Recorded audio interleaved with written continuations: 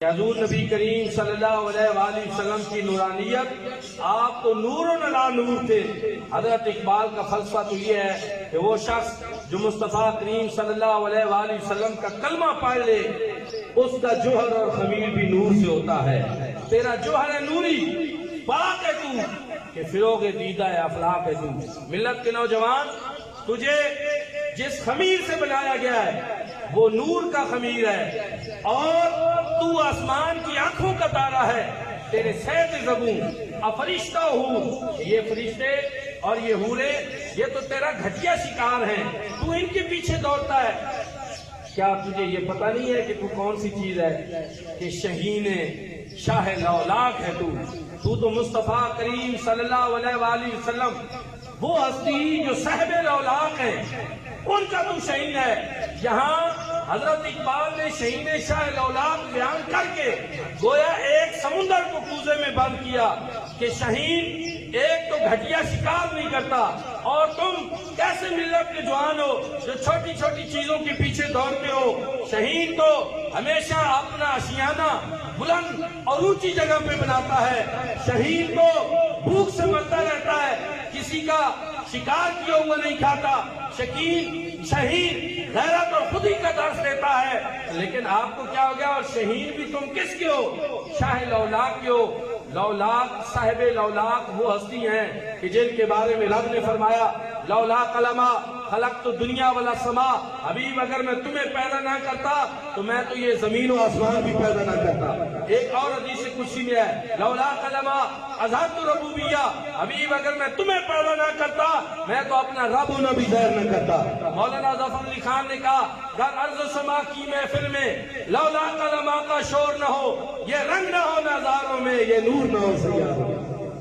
تو اس لیے آپ تو اس ہستی کے شاہین ہیں کہ جن کی وجہ سے یہ کائنات کی رونقیں ہیں، جن کی وجہ سے یہ کائنات وجود میں آئی، جن کی وجہ سے اللہ نے یہ زمین و آسمان کی ساری رنگینیاں پیدا کی۔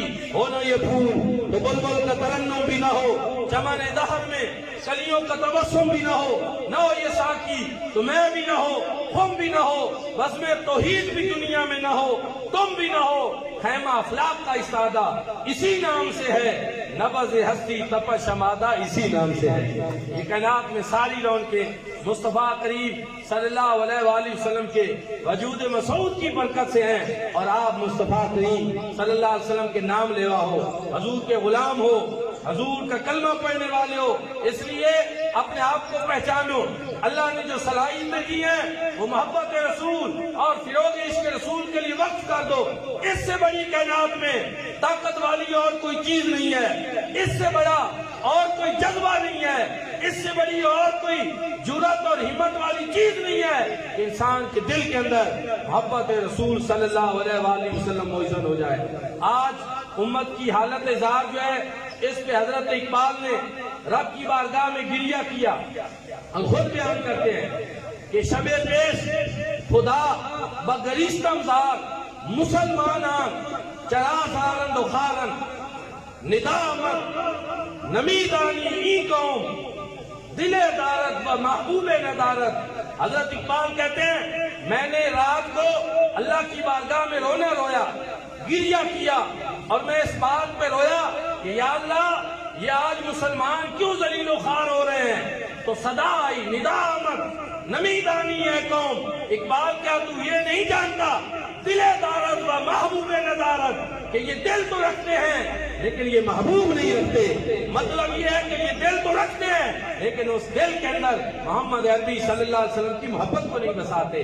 ذلت و رسوائی اس وجہ سے ہے۔ ملت کے نوجوانوں، اگر آپ کی آنکھوں کے اندر جمال گنبد خضرا بس جائے، اگر آپ کے دلوں میں محبت رسول کے چراغ روشن ہو جائے، اور اگر آپ کلمات مصطفیٰ کریم صلی اللہ علیہ وآلہ وسلم کو اپنے دل و جان سے قبول کر لیں اور حضور کے نقش قدم پہ چلنا شروع کر دیں، تو میں اللہ رب العزت کے عزت و جلال کی قسم کھا کر کہتا ہوں کہ وہ دن دور نہیں جب عظمتیں آپ کا مقدر ٹھہریں گی، رفعتیں آپ کے مقدر ٹھہریں گی، بلندیاں اور عظمتیں اور دنیا کی حکمرانیاں آپ کے نقش قدم کو چومیں گی۔ دعا ہے کہ اللہ کریم ہم سب کو حضور نبی کریم صلی اللہ علیہ وآلہ وسلم کی صحیح معنوں میں اطاعت اور اتباع نصیب فرمائے۔